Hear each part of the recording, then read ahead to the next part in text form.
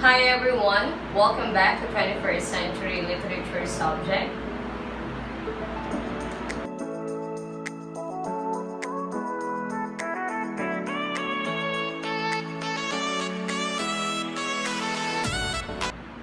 And for today's topic, we'll be dealing with the history of literature. History of literature lesson is still under lesson 1, so let's now proceed. So these are the topics to be learned as we go on with the history of literature, specifically Philippine literature. First, the pre-colonial period. Second, the Spanish colonial period. Third, the American colonial period. Fourth, the Japanese colonial period. And the last, which is about the contemporary period. But before we move on with our topics, the pre-colonial and the rest, please take note of the two following. First, what can you see at that period? What specifically situation or present into that period? And second one is about what are the literary forms created in that period? Okay, so is that clear? So let's now proceed with our first topic. So for our first topic is about the pre-colonial period. Pre-colonial period is between 900s to 1521. So here at pre-colonial period, life is simple. Simple in a way, the traditional way of life. No electricity, no gadgets, no technology, and no modern technology. So the Philippine archipelago's inhabitants here, they usually are living into streams, side of the rivers, forests, cave, and other fertile areas. Why? Because these are the places wherein they can get in their way of living, the food, shelter, and most of the time, Filipinos travel from one place to another depending on the food that they can find into the place. Another one is the indigenous forebears of today's Filipino. The clothing and how they talk way back in the pre-colonial period is something not yet civilized. They try to use bahag, or they use also some mimicking of sounds of animals, because way back then, language is not yet structured and formed. Another one is native people's belief system. They are very particular with salawikain, sawikain, bugtong. They are very particular with words of mouth that they try to communicate with the community or with their co-people. Another one is notable in many ethnic societies. During the prehistoric, the cultural tribes are very famous. The Aitas, the Tausug, and the rest. Okay? So let's now proceed. So here at pre-colonial period also, we do have, or the people are ranging, or their lifestyle is into agriculture, farming, catching fish, and the rest. And the other one, which is about the societal environmental concepts.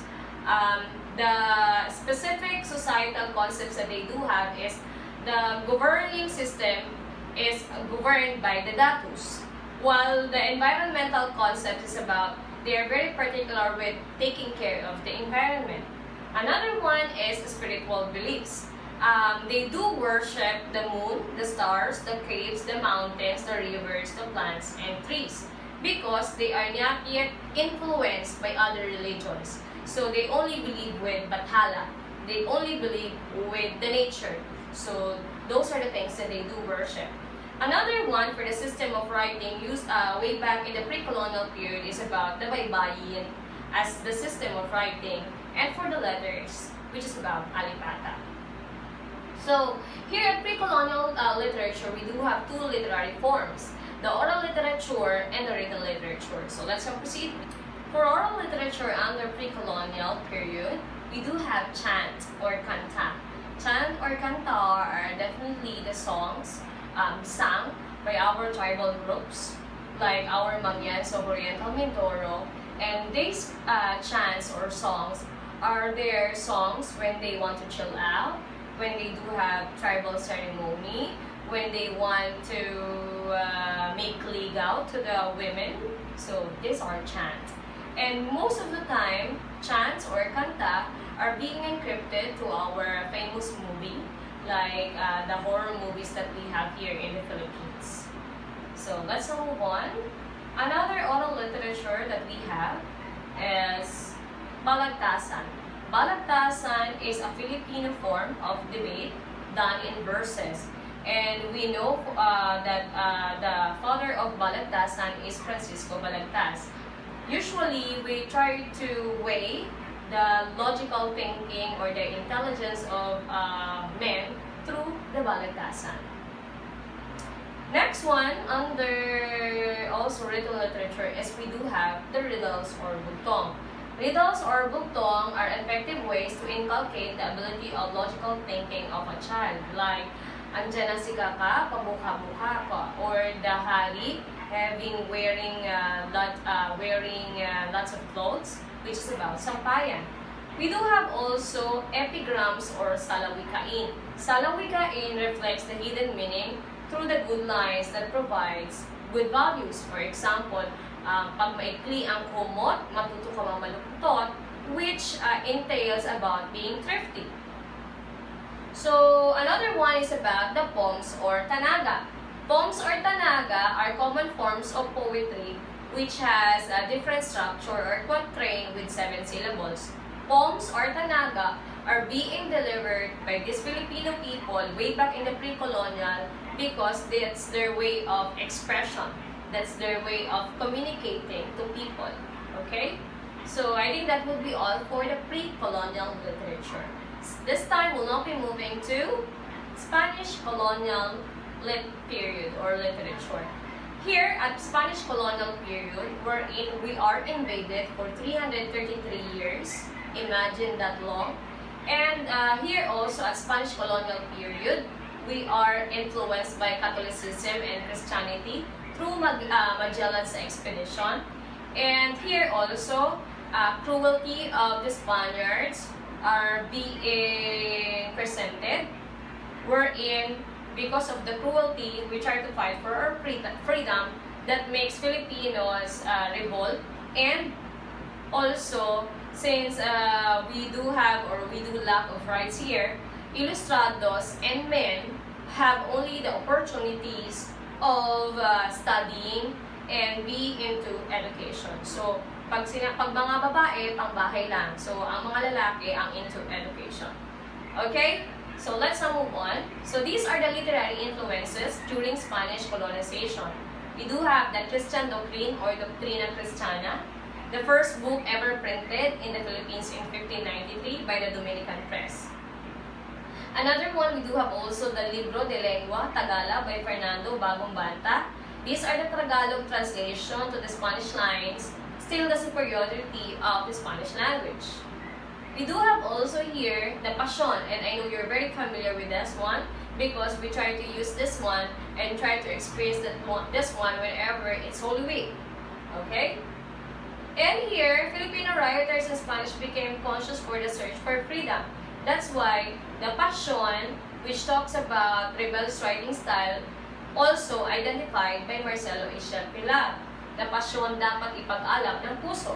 We do have also here Pascual Pobletes Patnubay sa Binyagan, which talks about the struggle for independence with Jesus' life. Another one also, for searching for freedom, we do have also, I know you're very familiar and being famous for this one, the Jose Rizal's No Limitangere and El Filibusterismo, wherein it talks about the freedom that we want from the Spaniards through the Ibarra and the other characters. Like we do have also Piloso Potasio and the rest. We do have also here the narrative poems of Awit and Corrido that talks about world royals, warriors, and lovers, which is a basic concept of Florante and Laura.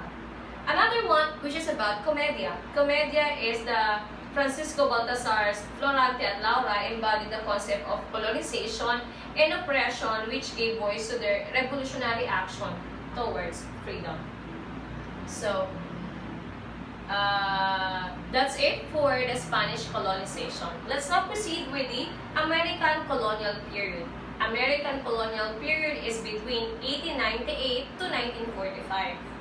So here at American colonial period, we are invaded and influenced for almost 48 years. Here, it improved the economy and system of government because here we do have already the democratic country, the democratic way of government system. At the same time, president is already governing into the country. So educational opportunity is also presented in this period for both, for female and males, for boys or girls.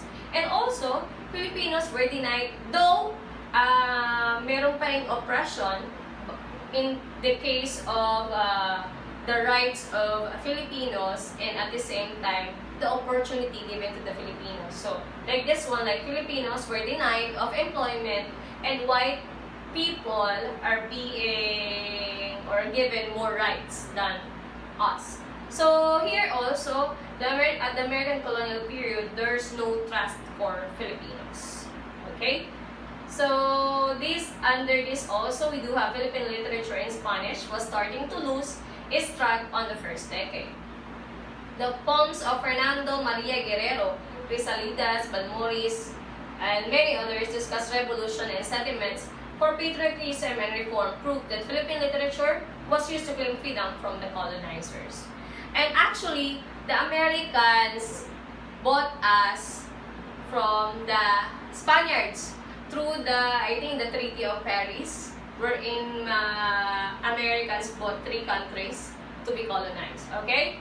So here also, the American colonial period, we do have, even if the Philippine literature was in English, the preservation of the content for Filipino experience was achieved.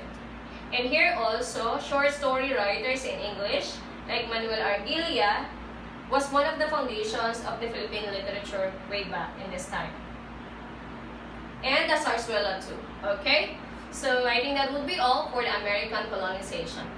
And now let's now move on to Japanese colonization period from 1941 to 1945. Japanese tried to invaded us using the Pearl Harbor situation, Pearl Harbor experience. So though Americans are still with us, and Americans gave us independence through time, but Japanese came in and do the bombing in the Pearl Harbor. So in short, Japanese is about against into Americans. So Philippine literature in English came to halt. So Japanese stopped using English into the literature. That's why there is an emergence of using the Filipino language by the Filipino writers.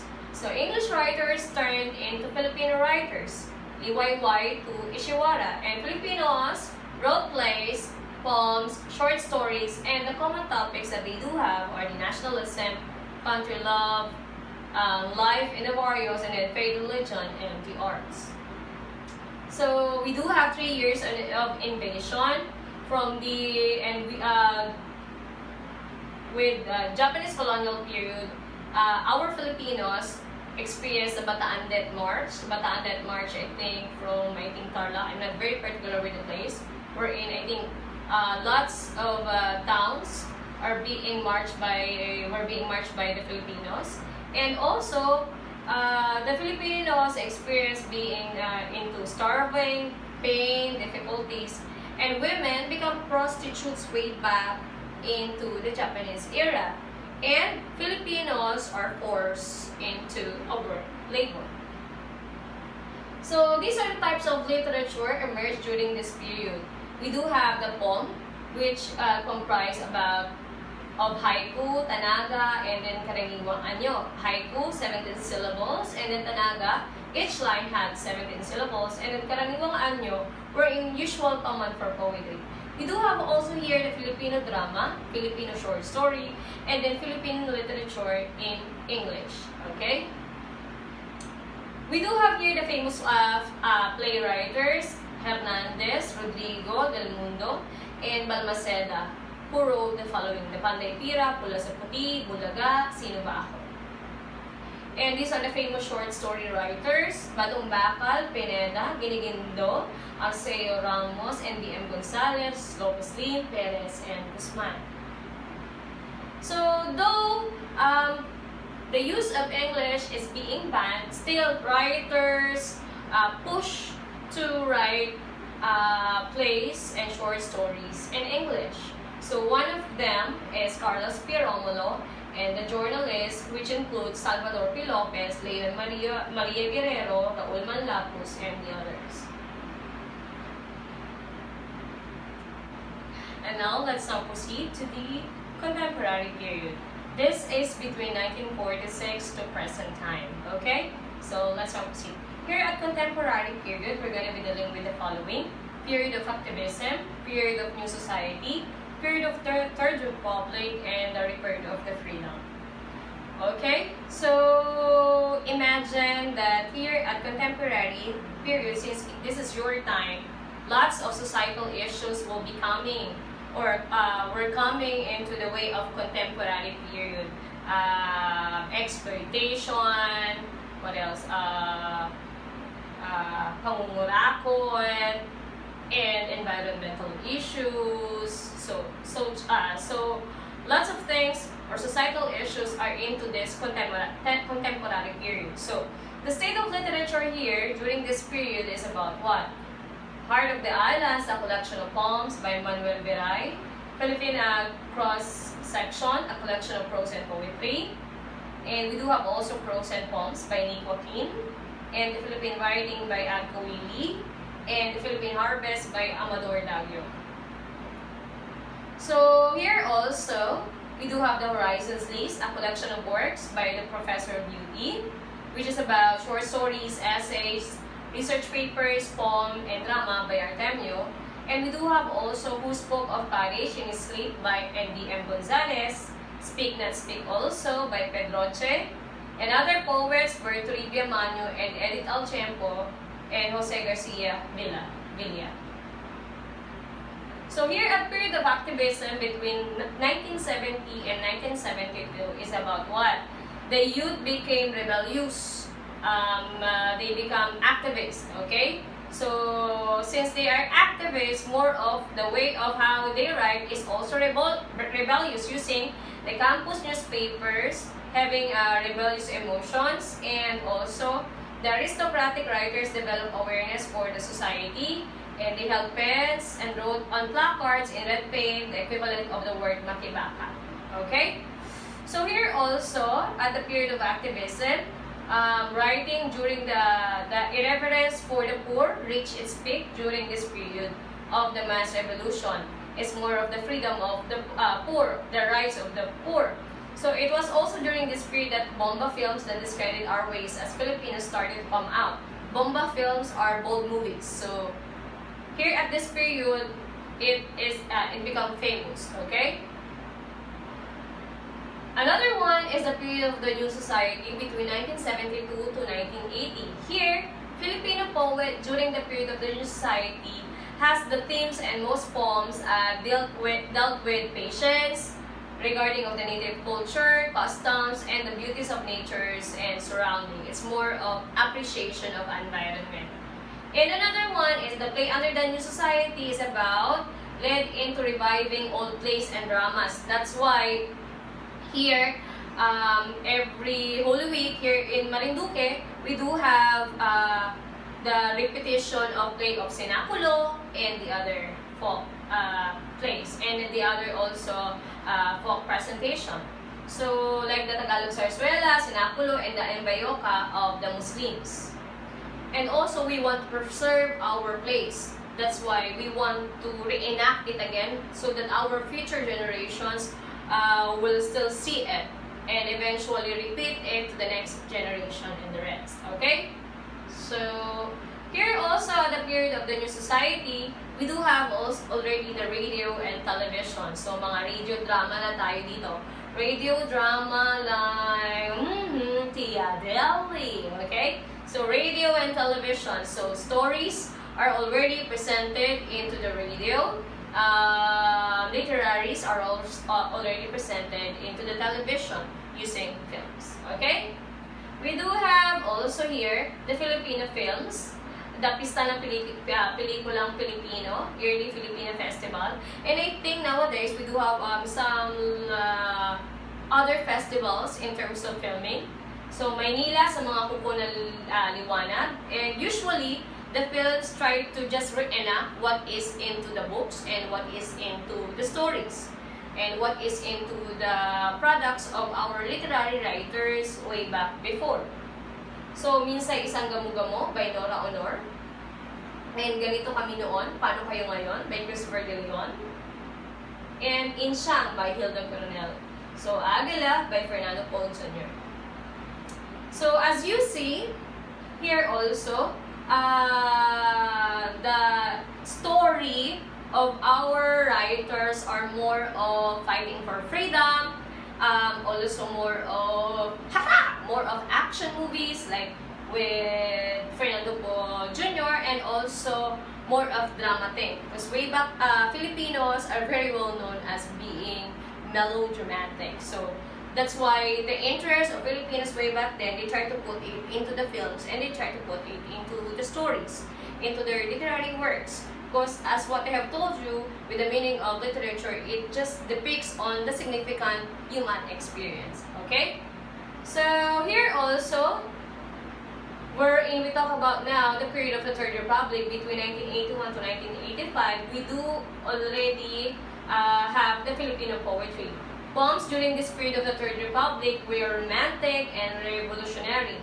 Writers wrote openly of their criticism against the government, and their supplication of the people were couched in the fiery, colorful, violent, profane, and insulting language. So here, there's no limitation and there's no filtering of words when you become a writer. So as long as you try to give your freedom, your ideas, and fighting for freedom and oppression, like that. So that's for the period of the Third Republic. We do have also here Filipino songs. So writers or Filipino writers try to venture with songs, writing songs, which talks about the grief, poverty, aspirations for freedom, love of God, of country, and fellow men. Okay? So these are the examples of films published into the Third Republic and presented into the Third Republic, like the controversial, Relasyon, Dugong Buhay, Ang Panday, Tinig sa Dibdib. So the next one would be the Rebirth of Freedom. Rebirth of Freedom here is between 1986 to present. Why is it Rebirth of Freedom? It's about going from Marcos era going to a new environment and then new democratic country. So newspapers and other publications which were once branded phony newspapers, which became instant opposition papers overnight, and we do have the Philippine Revolution of 1986 and the fire of its spirit that will carry the Filipinos to another epoch in Philippine history still being documented. Way back into the Marcos era, there is a ban of television way back then. Only the companies of media will be allowed to present news if they are pro to the country, pro to the government. So there is something like oppression of freedom of expression. So I think that would be all for our history of literature. So I want to end my presentation with a summary of our Philippine literary history from the pre-colonial, wherein we do have here literary forms like folk speeches, folk songs, folk narratives, indigenous rituals, mimetic dance, proverbs, and aphorism. Here at Spanish colonization, we do have folk speeches, folk songs, but I think we add already indigenous rituals, mimetic dances, proverbs, and aphorism. Here at American colonization literature, we do have already the free verses. free verses o malayang taluturan for English and Filipino, both ways. And then modern short story, novels, and essays. And here in Japanese colonization, we do have the haiku, tanaga, and then the karaniwang anyo. And here in contemporary modern period, we do have different kinds already, additional to the literary forms presented above. The chiclet, the mobile phone text tula, speculative fiction, flash fiction, blog, and hyper poetry. So I think that would be all for the periods of Philippine literary history. So I want to end my presentation with the following quote by Theodore Roosevelt. The more you know about the past, the better prepared you are for the future. Are you always going back to the past? Always remember that your past is your tool for you to move on into the future. Okay? So have a nice day everyone and stay safe.